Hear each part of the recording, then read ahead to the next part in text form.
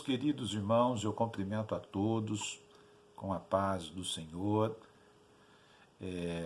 Aqui estamos, mais uma vez, para meditarmos um pouquinho na palavra de Deus.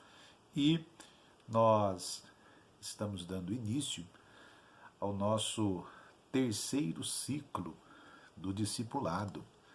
E o tema do terceiro ciclo é Vivendo as Verdades Bíblicas, ok? Vivendo as Verdades Bíblicas. Este é o tema que irá nortear aí esta série de estudos do nosso próximo trimestre aqui em nossa escola bíblica dominical na sala de discipulado, ok? E o tema que nós temos hoje na nossa primeira lição dentro desta série de estudos, o tema que nós temos aqui na nossa lição número 1 é o seguinte: a Bíblia como regra de fé e prática, ok? A Bíblia, no caso aqui, a Bíblia como regra de fé e prática. A Bíblia como regra de fé e prática, ok? Então nós vamos estudar um pouquinho hoje sobre a Bíblia, alguns aspectos importantes que devemos considerar a respeito da Bíblia Sagrada, ok? O texto bíblico base que iremos utilizar hoje para a nossa reflexão está no Salmo 119, verso 1 ao verso 7 e verso 14 ao verso 19, ok? Então este é o texto bíblico base. Repetindo, Salmos 119, verso 1 ao verso 7 e verso 14 ao verso 19, ok? O texto bíblico para a nossa meditação está em 2 Timóteo, capítulo de número 3, versículo de número 16, certo? Que diz assim: toda a escritura divinamente inspirada é proveitosa para ensinar, para redarguir, para corrigir, para instruir em justiça, ok? Certo? Então este é o texto bíblico que temos para a nossa meditação em 2 Timóteo, capítulo de número 3, versículo de número 16. Ok, gente? A nossa aula hoje ela tem 3 importantes objetivos, certo? 3 importantes objetivos. Primeiro objetivo: demonstrar que a palavra de Deus é um livro inspirado por Deus e atual, certo? Mesmo tendo sido escrito há mais de 2000 anos. Segundo objetivo: explicar a necessidade da leitura da Bíblia no dia a dia, para crescermos em sabedoria e graça.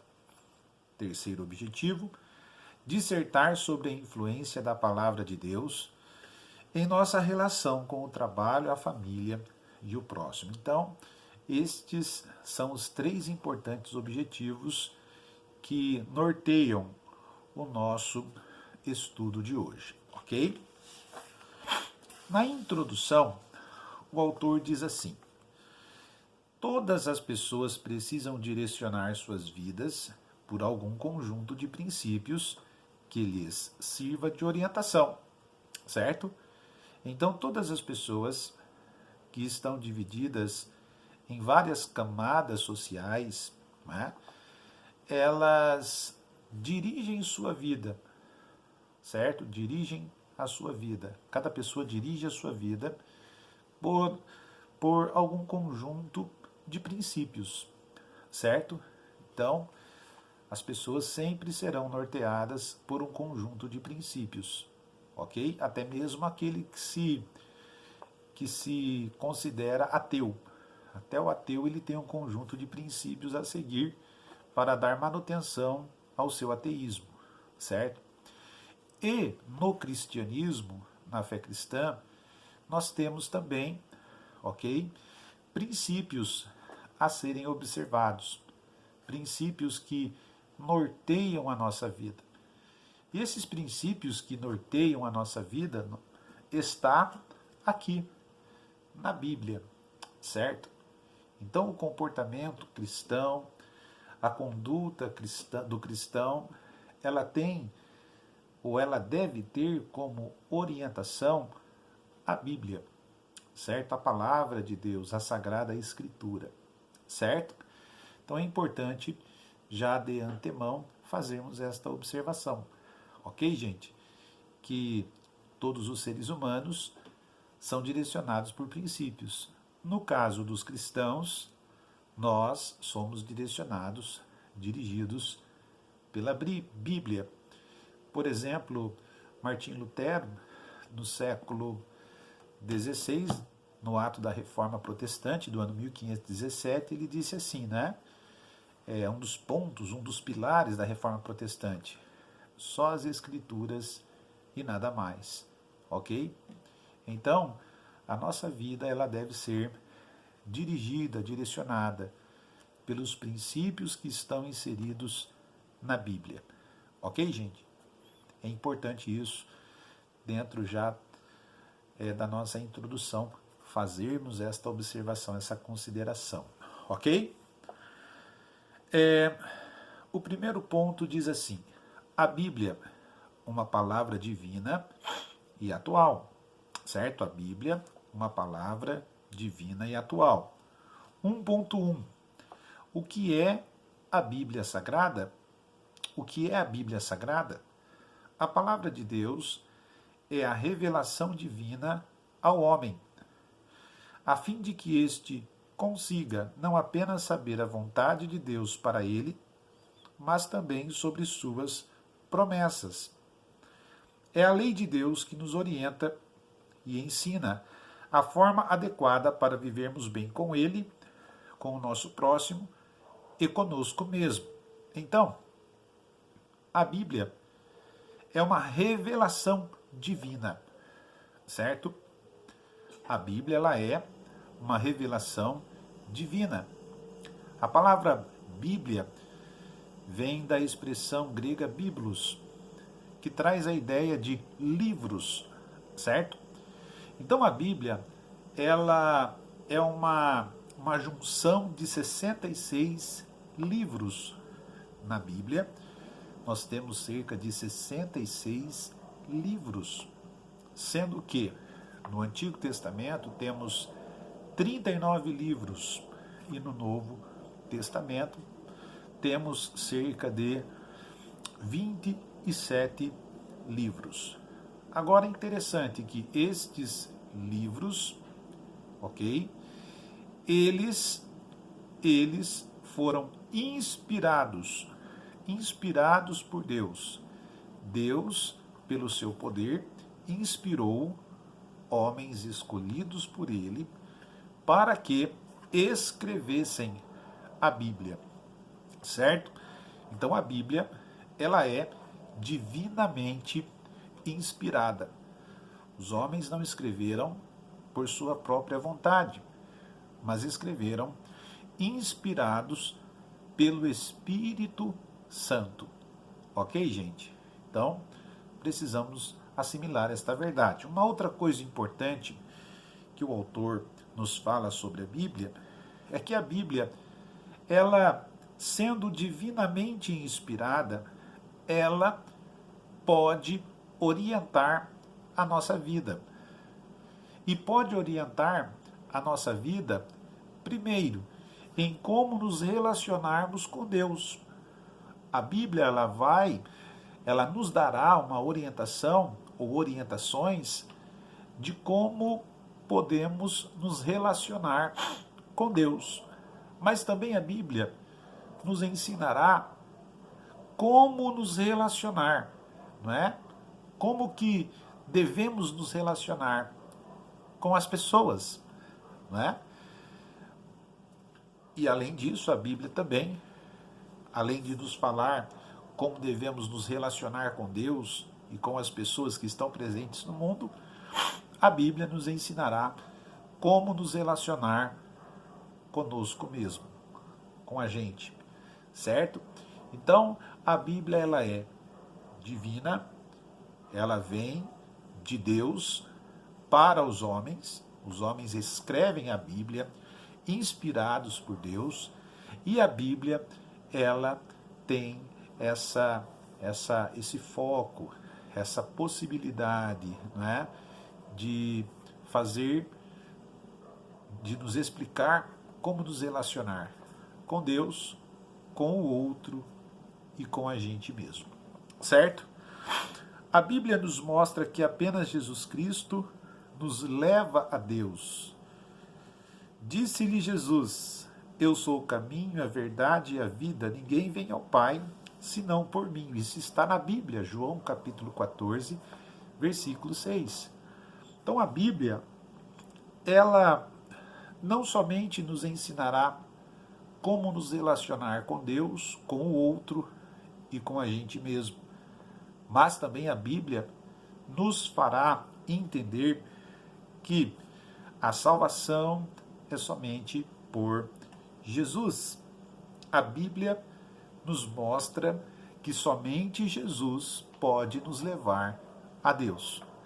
Não existe outro caminho, não existe outra possibilidade, somente Jesus pode nos levar a Deus. Somente por Cristo podemos chegar a Deus. Jesus ele disse: eu sou o caminho, a verdade e a vida. Ninguém vai ao Pai senão por mim. Você não conseguirá ir a Deus através de outra pessoa. Somente por Jesus é que o homem pode ir a Deus. E a Bíblia é o livro que nos apresenta esta importante verdade, esta salvação, a saber, Jesus, aquele que nos leva a Deus, certo? 1.2. A atualidade da palavra de Deus. A Bíblia foi escrita por pelo menos 40 autores diferentes, em diferentes épocas, lugares, situações e posições sociais. Então a Bíblia, ela foi escrita por cerca de 40 autores, em contextos geográficos, em contextos de tempo histórico diferentes. Por exemplo, Moisés escreveu o livro do Gênesis, não é? Só que ele vai escrever o livro do Gênesis em um contexto histórico totalmente diferente do livro de Isaías, né? Isaías vai escrever o seu livro profético bem depois da existência de Moisés. E, por exemplo, o Apocalipse era escrito por João, que é também muito bem depois, no sentido de contexto de tempo histórico, de Isaías. Então, estes autores viveram em tempos diferentes, em contextos históricos de tempo diferentes, em espaços geográficos diferentes, em culturas diferentes, em alguns instantes, não é? Então, percebam que estes homens eles viveram em momentos diferentes e estes autores, mesmo vivendo em períodos diferentes, em momentos diferentes da história, eles escreveram um livro que está na Bíblia, e estes livros, que são 66 livros, estão em perfeita conexão e equilíbrio, né? Não existe contradição na Bíblia. Você não vai ver o Moisés discordando do Paulo ou o Paulo discordando do Moisés. Você não vai ver Tiago, que é o escritor da epístola que traz o seu nome, discordando, por exemplo, de Daniel. Não. Você vai perceber que a Bíblia ela está em perfeita conexão e harmonia, certo? A palavra de Deus, a Bíblia, apesar dos autores que escreveram os seus livros viverem em tempo diferente, o supremo autor da Bíblia, que é Deus, ele trouxe a ideia e preparou o caminho para que tudo estivesse em perfeita conexão, certo? Então a Bíblia é composta por 40 autores que viveram em tempos diferentes, mas apesar disso, a Bíblia não perde a sua harmonia, a sua conexão, o seu equilíbrio. Não existe contradição na Bíblia. Aqueles que dizem que há contradição na Bíblia são pessoas que provavelmente nunca leram a Bíblia. Certo, gente? No 1.3, o autor diz assim: a Bíblia é um livro confiável. Diversas religiões possuem seus próprios livros, mas apenas a Bíblia afirma ser um livro inspirado por Deus.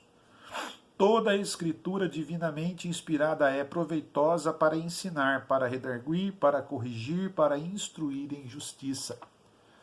Então, quando nós olhamos para as diversas religiões presentes no mundo, nós percebemos que cada qual possui o seu livro religioso, o seu livro sagrado. Mas a Bíblia é o único livro sagrado que apresenta salvação, que alega possuir um Salvador, e que é mesmo Salvador, Jesus Cristo, certo? A Bíblia, ela tem essa resposta de salvação para o ser humano. Existem pelo menos 3 coisas que incomodam o ser humano. 3 perguntas que incomodam o ser humano. De onde eu vim? O que estou fazendo aqui? E para onde vou? De onde eu vim? O que estou fazendo aqui? E para onde eu vou? São 3 perguntas no campo da filosofia, né? Que incomoda o ser humano, e o ser humano luta por respostas para estas 3 perguntas. Agora acreditem, irmãos, a Bíblia, ela tem a resposta. A Bíblia nos diz de onde vimos, o que estamos fazendo aqui e para onde iremos. Certo? Esta é a Bíblia, a palavra de Deus, um livro confiável, um livro que possui livros que estão em perfeita conexão, mesmo sendo escritos em tempos históricos diferentes. Ok, gente? Certinho? Agora nós vamos aqui para o ponto 2. A Bíblia orienta nossa vida espiritual. Este é o ponto 2 da nossa lição. No 2.1, o autor diz assim: a Bíblia é nossa bússola. Uma bússola serve para trazer direção a quem a consulta. Por ser um livro inspirado por Deus, a Bíblia pode nos orientar em todos os aspectos de nossa existência. Então, a Bíblia, ela é uma bússola que orienta, que direciona ao caminho, ou ao melhor caminho, as melhores ações, como pensar, como agir, como falar, certo? A Bíblia, ela é uma bússola, e feliz é o homem que direciona ou que dirige sua vida pelos conselhos da Bíblia. A Bíblia que é a palavra do Senhor, a Sagrada Escritura, certo? Abraham Lincoln disse certa vez: estou ultimamente ocupado em ler a Bíblia. Tirai o que puderdes deste livro pelo raciocínio e o resto pela fé. E vivereis e morrereis um homem melhor. Felizes são aqueles que direcionam suas vidas pelos conselhos da Bíblia, da palavra do Senhor. O salmista, no Salmo 119, verso 105, ele diz: lâmpada para os meus pés é tua palavra e luz para o meu caminho. Não é? Feliz é aquele que direciona os seus passos pela Bíblia. Acredito que a nossa sociedade seria melhor, bem melhor, se obedecessem a palavra de Deus, se amassem a palavra do Senhor, ok? 2.2 A vida com Deus. Na Bíblia, encontramos as respostas necessárias para uma vida plena, irmãos, plena em comunhão com Deus. Deus é um Deus pessoal e deseja ter uma comunhão com você e eu, né? Billy Graham, o evangelista norte-americano, certa vez comentou: a Bíblia é confirmada pelo seu poder de transformar vidas. Não é? A Bíblia nos apresenta Cristo, e Cristo, aquele que está na Bíblia, transforma as nossas vidas. Além disso, a Bíblia tem as soluções para os problemas do homem moderno. Ela fala sobre o uso do dinheiro, sobre criação de filhos, sobre a vida em comunidade, trabalho, fé e confiança em Deus. São muitos assuntos que são abordados nela, e nela encontramos a solução de Deus para cada situação. Então, a nossa vida,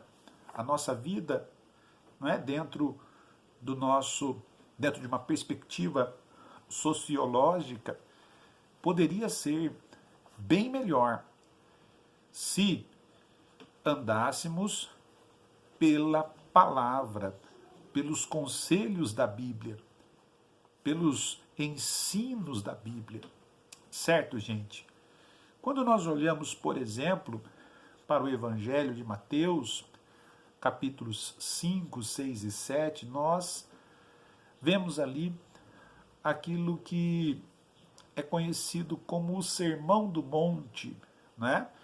Ou o Sermão da Montanha, e assim por diante. E ali nós temos uma breve síntese, através da mensagem de Jesus, do que é a vida, ou do que é a ética cristã, né? E acreditamos que se as pessoas seguissem os princípios ali ensinados por Jesus em Mateus capítulos 5, 6 e 7, se você puder, leia na sua casa depois, né? Com certeza o nosso mundo seria melhor, as pessoas iriam se relacionar melhor. Ok, gente? Então, a Bíblia, ela nos dá esse norte de como viver, né? O homem moderno, ele praticamente quer excluir a Bíblia do seu rol de leitura. A Bíblia, ela é essencial para as nossas vidas. E felizes seriam os homens da pós-modernidade se lessem e vivessem a Bíblia. Ok? Nós temos agora aqui o nosso terceiro ponto, que é o seguinte: a Bíblia orienta a nossa vida em sociedade. 3.1 A vida com a família. Um dos maiores presentes que Deus deu à humanidade é a família. Puxa vida, como é bom ter família. Como é bom ser abençoado por Deus com uma família. E não se esqueçam, felizes são as famílias que amam a Bíblia. Felizes são as famílias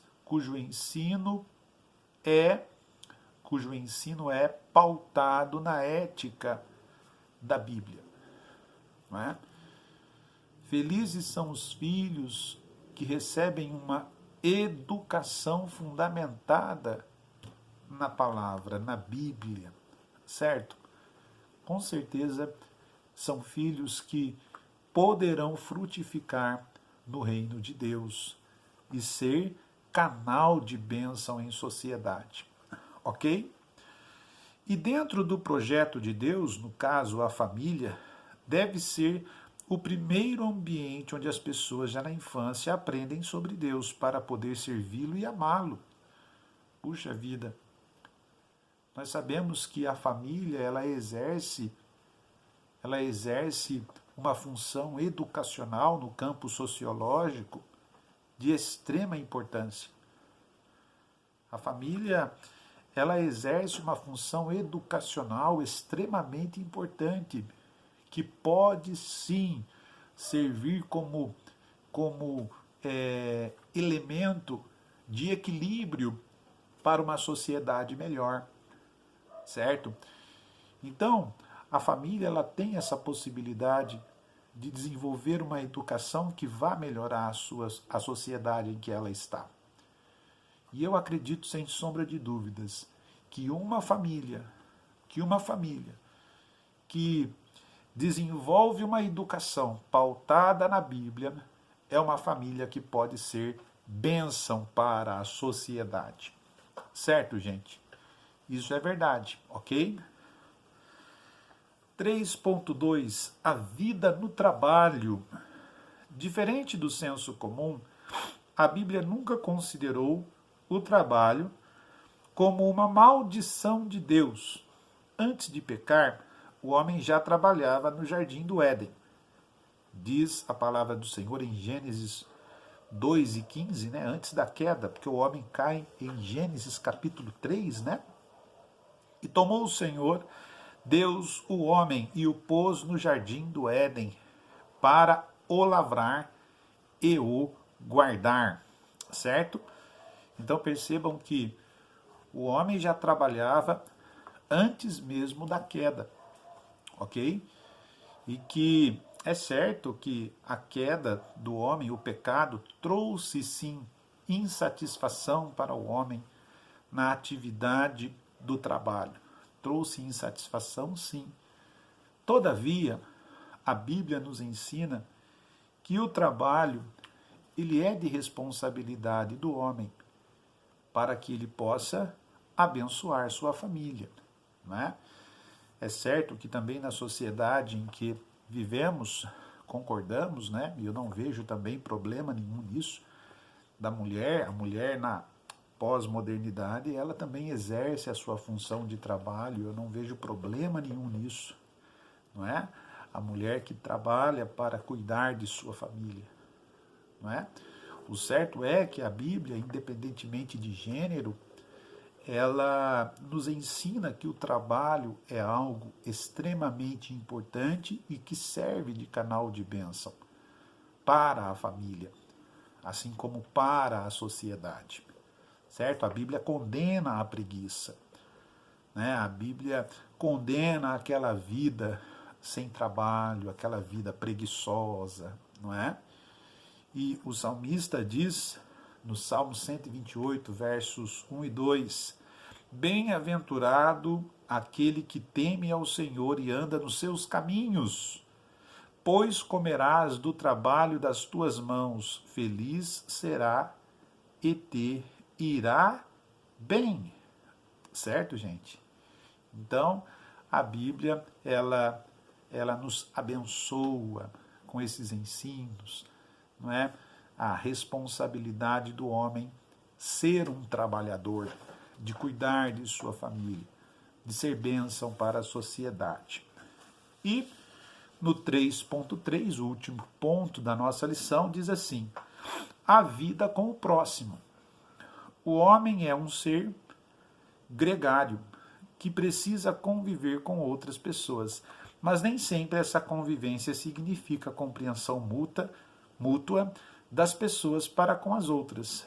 Deus, por sua palavra, nos ensina a forma como devemos interagir com outras pessoas. Não podemos ser arrogantes, iracundos, orgulhosos, mentirosos, ladrões, cobiçosos, caluniadores e perseguidores. Então, nós, cristãos, estamos inseridos no mundo.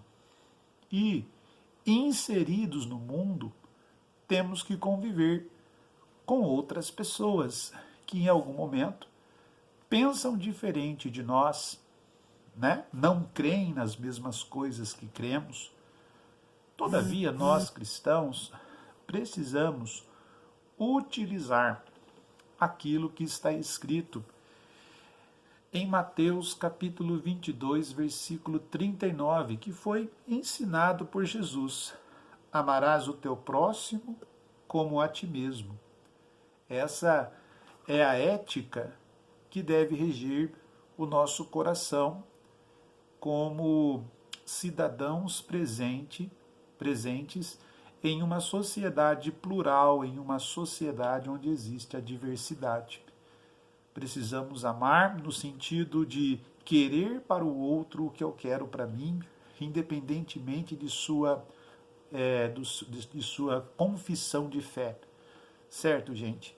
Então, nós, enquanto cristãos, precisamos fazer com que Jesus seja visto no mundo através do respeito, através da atitude cristã diante da sociedade em que estamos inseridos, ok?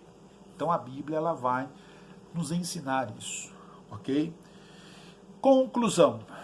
A palavra de Deus traz-nos todos os elementos necessários a que orientemos nossas vidas de acordo com a vontade de Deus. Onde é que está a vontade de Deus?